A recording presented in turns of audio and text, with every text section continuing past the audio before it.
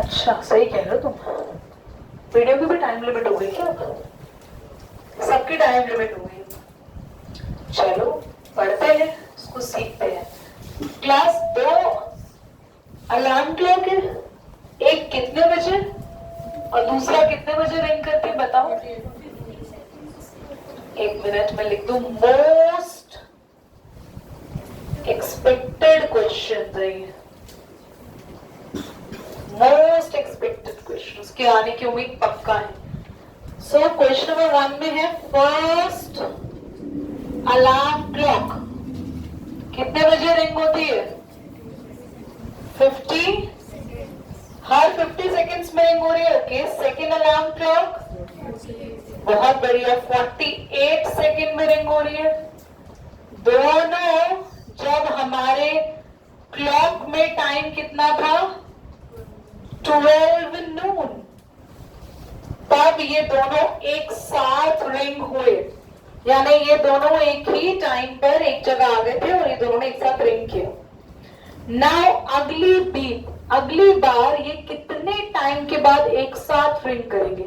Same time same जगह। मैंने हर बार बताया ऐसे क्वेश्चन के लिए हमेशा एलसीएम लेते हैं। LCM of 50 and 48, 50 2 into 5 into 48,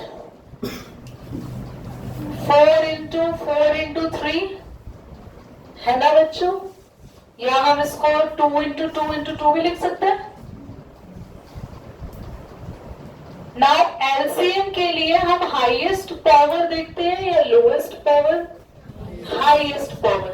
यहाँ 5 नहीं है, 5 की पावर 0 लिख दो, ऊपर 3 नहीं था, 3 की पावर 0 लिख दो। Highest power of 2 4, highest power of 3 1 ही है। 5 की हाईएस्ट पावर कितनी होगी? 2 के ऊपर 2। तो एलसीएम आया 1200। ये 1200 क्या आया? सेकेंड्स। ये सेकेंड्स क्यों आया? क्योंकि 50 और 48 सेकेंड का एलसीएम लिया, तो एलसीएम भी सेकेंड में आया। मिनट्स में चेंज करने के लिए 60 से डिवाइड करेंगे तो आ गया 20 मिनट्स। जब भी ऐसा क्वेश्चन आए कि पहली बार अलार्म क्लॉक की बीप कितने बजे बजी थी, तो उसके बाद सेम टाइम पे सेम रिपीट कब होगा? एलसीएम के मिनट्स प्लस कर दो, यानी कि 12 नून प्लस 20, यानी 12:20 पीएम। पीएम क्यों लिखा? क्योंकि नून के बाद पीएम शुरू हो जाता है। 12:20 पे दोबारा रिंग होगी। कितने बच्चों को क्वेश्चन समझ आ गया? पक्का? दोबारा से, you have 2 alarm clocks, one beeps in the gap of 50 seconds, second beep in the gap of, now when they beep together what was the timing? 12 noon. So ये अब अगली बीप कब देंगे, यानी नेक्स्ट बीप कब होगी? सो आपको इनके गैप इंटरवल की टाइमिंग्स जो दे रखे हैं उनका एलसीएम लेना है। एलसीएम कितना आया? 1200 सेकेंड्स। हमने उसको मिनट में कन्वर्ट करा, कितना हो गया? 20 मिनट्स। तो जो एलसीएम टाइम आया उसको पहले जब इन्होंने एक साथ बीप किया था उसमें ऐड कर दिया and we got the next beep which is 12। अब उसकी अगली बीप, उससे अगली, वेरी गुड, और 20 ऐड कर देंगे, 12:40।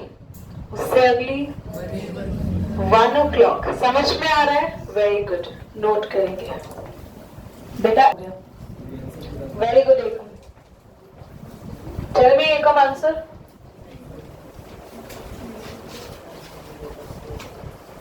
तीनों पर्सन कितना कितना सेंटीमीटर चल रहे हैं भाई? देखो ध्यान से, there are 3 person in the morning walk, they're off to morning walk। ये चलने वाला डिस्टेंस नहीं दे रखा। 3 person are there in the question and their step distance की, अगर एक स्टेप एक पर्सन चलता है तो वो कितने सेंटीमीटर कवर कर रहा है? स्टेप 1 स्टेप डिस्टेंस दे रखा है बेटा। तो आपको 1 स्टेप डिस्टेंस फर्स्ट पर्सन का कितना है? फिर सेकंड का कितना है? ये फर्स्ट पर्सन, ये सेकंड पर्सन, थर्ड पर्सन का वन स्टेप डिस्टेंस कितना है? अब क्वेश्चन कह रहा है कि इन तीनों को कितना डिस्टेंस कवर करना है कि ये इक्वल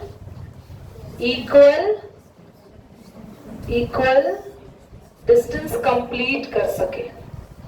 मतलब ये कितना सेंटीमीटर चलेंगे कि ये कंप्लीट डिस्टेंस को, अपनी जर्नी को कंप्लीट यहां पे कर सके। लास्ट लाइन को देखो, इसमें बोला है what is the minimum distance each should walk. तीनों को कितना कितना मिनिमम चलना है so that each can cover same distance, ताकि तीनों के तीनों सेम डिस्टेंस कवर कर ले कंप्लीट स्टेप्स में। मतलब मैं एक स्टेप में थोड़ा ज्यादा चल रही हूँ, मेरा दोस्त एक स्टेप में थोड़ा कम चल रहा है, एक और दोस्त अपने स्टेप में थोड़ा कम चल रहा है, पर मुझे एक ऐसा डिस्टेंस ढूंढना है ताकि हम तीनों जब चले तो हम तीनों उस डिस्टेंस में अपने कंप्लीट स्टेप्स में वो डिस्टेंस कवर कर पाए। मतलब सिंपल सा लॉजिक, मान लो ये थोड़ा ज्यादा चलती है, थोड़ा कम चलती है, ये और कम चलती है, तो इन तीनों लड़कियों के लिए एक ऐसा डिस्टेंस जिनके इनके स्टेप्स भी इक्वल होंगे उसमें, और ये तीनों उस डिस्टेंस को जब कवर करेंगी ना तो सेम स्टेप्स में कर देंगे। क्योंकि यहां पर उस लाइन को चेक करो, लिखा है what is the minimum distance each should walk. इन तीनों को कितना मिनिमम डिस्टेंस चलाए सो दैट ताकि ईच कैन कवर, ये तीनों कवर कर सके same distance in complete steps. तो वो कौन सा ऐसा डिस्टेंस होगा जो ये तीनों कवर कर पाएंगी कंप्लीट स्टेप्स के अंदर, कंप्लीट डिस्टेंस को कवर अप कर पाएंगी। तो और स्पीड भी सेम ही रखनी है, सब कुछ सेम ही दे रखा है, सेम सेम सेम। तो हम क्या कैलकुलेट करेंगे, जल्दी बोलो। सेम सेम सेम ही दे रखा है ना, same distance complete steps each, क्या क्या कर कैलकुलेट करेंगे? एलसीएम। जिसने एलसीएम बोला बहुत गलत है भाई।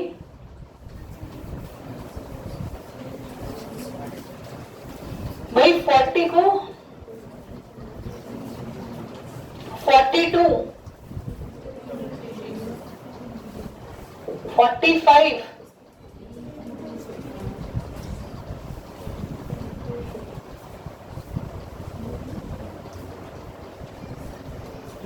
गलत लिख दिया ना।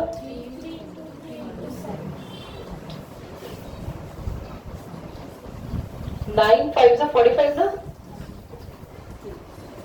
अब इसको लिख सकते हैं 2 की पावर 3 और 5 की पावर 1, 2 की पावर 1, 3 की पावर 1, 7 की पावर 1। 7 0 है यहाँ पे, 3 0 है यहाँ पे, 5 यहाँ 0 है, 3 की पावर 2, 5 की पावर 1, 2 यहाँ 0 है, 7 यहाँ 0 है। सबकी हाईएस्ट पावर लेते जाओ। 2 की मैक्सिमम पावर तीनों में सबसे ज्यादा किसमें है? 3 की मैक्सिमम पावर, 5 की मैक्सिमम पावर, 7 की। तीनों आंसर करो, आपके पास आंसर आ जाएगा इतने सेंटीमीटर। 280 नहीं है बच्चा, हाँ 252। देखो यार, हाँ 1 मिनट, तुमसे भी लास्ट क्लास कुछ बात कर लिया regarding Kolkata and all. HCF of 2 numbers कितना दे रखा है? 2 नंबर कौन कौन से हैं? 24 and 36 का HCF हमें दे रखा है। HCF of 24 and 36 is D। ठीक है, तो पहले HCF ले लो। 24 के फैक्टर्स क्या होंगे? 4, 2 into 2 4, 4 3s are 12 और 12 2s are 24। 36, 3 3s are 9, 2s are 4 and 9 3s are 36। बच्चे ऐसे निकालते हैं, 3 1 कम 3, है ना? ऐसे करके निकालते हो? सच में ऐसे नहीं निकाल पाते एलसीएम जैसे मैं कर पाती हूँ? कितने बच्चे ऐसे कर पाते जैसे मैं नंबर्स लिख पाती हूँ? बहुत बढ़िया। ऐसे करो, ऐसे माइंड लगाओ, ऐसे ऐसे कर ले करो दिमाग में। 36 का ब्रेक करो जल्दी। 36 किसके टेबल में आता है? 9 4 तो 36। तो 9 को लिख दिया 3 into 3, 4 को 2 into 2, ऐसे 24 को ब्रेक कर लो। 24 क्या होता है? 12 से 24, 12 क्या होता है? 3 4 से 12, 3 4 से 12, तो 3 4 को लिख दिया 2 into 2 और एक 2 लिखना है 12 2 से 24। तो प्लीज अपने माइंड को यूज करो, और नहीं है तो किराए पे ले लो, मिलता है वैसे किराए पे mind. You want to buy? पक्का? I'll give you the ways how you can rent a mind, but किराया ले पड़ता है। जल्दी से HCF देखो क्या आएगा। 2 की पावर कितना है? 3, 3 की पावर 1, 2 की पावर 2, 3 की पावर 2। HCF में हम हाईएस्ट पावर लेते हैं लोएस्ट? बढ़िया। 2 की पावर 2 and 3 की पावर 1, your answer is 12। अब ये 12 आपका क्या आ गया? D। अब हमें D की एक वैल्यू दे रखी थी, जल्दी बोलो क्या थी? B है ना? अब बच्चों सिर्फ इतना ही तो करना था। D की वैल्यू हमें कितनी दे रही थी? 24A plus 36B। अपने आप से हमें D मेरा 12 आगे मैंने लिख दिया। अपने आप से हमें कोई भी नंबर यहाँ रखने थे जिनको सॉल्व करके 12 बन जाए। तो मैं यहाँ पर A की जगह लिख देती हूँ। पहले तो इतना बताओ, क्या 36 में से 24 माइनस करने पे 12 आ रहा है? अरे रुक जाओ। क्या 36 में से 24 माइनस करने पे 12 आता है? तो 24 को बनाएंगे हम माइनस का यानी -1, और 36 को बनाएंगे प्लस का। तो कितना आंसर आया जल्दी बताओ? 36 में से 24 गया, तो इसका मतलब हमें A मिला, B मिला 1। मैंने तुम्हें जो आंसर दिए थे उससे अलग आंसर है ये? तो जरूरी नहीं है कि आंसर A B के सबके, अपने आप नंबर ढूंढना था बस कि जिनको रखो और माइनस या प्लस करने पे क्या है। समझ आया? पर देखो बेटा सुनो, बोर्ड एग्जाम में ऐसे ही खतरनाक क्वेश्चन आएंगे जिनकी तैयारी अभी से ही करनी पड़ेगी। जिन क्वेश्चन को आप मुझसे समझने के बावजूद भी एक बार दिमाग लगाना आपको पड़ रहा है, तो दैट मीन्स अगर ये ऐसा ही पूरा पेपर अगर बोर्ड का बन के आ गया, सारे क्वेश्चन इस टाइप के हुए, व्हाट विल हैपन? इसीलिए जून से ही हम अपने इस तरीके की क्वेश्चंस की प्रैक्टिस शुरू कर रहे हैं। अब से क्लास में सुन लिया, मैं तो प्रैक्टिस करा रही हूं, इस टाइप के क्वेश्चन आपके पेपर में आ जाएंगे, आप कर लोगे, पर तब कर पाओगे जब इनको एक बार घर पर प्रैक्टिस करके देखोगे, अदरवाइज तो सब खत्म हो जाएगा। उनको छोड़ो, क्या कोई और नंबर है आपके पास A और B का? कोई और नंबर? Very good. इसी को बढ़ाते जाओ ना, 2 कर दो -2 कर दो, 3 कर दो -3 कर दो, 100 कर दो -100 कर दो, 500 -500, 1 लाख -1 लाख, क्योंकि हमेशा इनके बीच का डिफरेंस तो, पर इसको माइनस और इसको प्लस करना पड़ेगा। Very good Dev, I really appreciate you, you are genuinely trying का। पर हम इस क्वेश्चन को सॉल्व करेंगे। इस क्वेश्चन का भी टाइम ओवर हो गया। आई विल गोना आस्क कि कितने बच्चों का सॉल्व हुआ है। Very good, clap for Dev everybody. Ekam का भी हो गया? Okay. So I gonna solve the question. Dev check करना क्या आपने यही किया था या नहीं, अदरवाइज रॉन्ग होगा। x² - px प्लस रेशियोज जो थे वो जीरोस के थे ना, रेशियोज ऑफ जीरोस 2:3 था। सो अल्फा हो जाएगा 2m और बीटा हो जाएगा 3m। बस क्या करना था, सम ऑफ जीरोस जिसका फॉर्मूला था minus coefficient of x upon में coefficient of x², 2m plus 3m is equal to p, 5m is equal to p।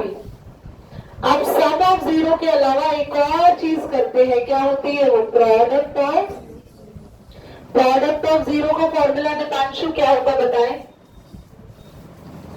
Deepanshu ji product of zero का फॉर्मूला बोले जल्दी से। वैसे आपको पिछले चैप्टर्स मुझसे पढ़ने हैं, अच्छी बात है, पर जो पढ़ा दिया उसको तो पढ़ कर आओ। नहीं आता ना फॉर्मूला, आज टेस्ट भी था जबकि।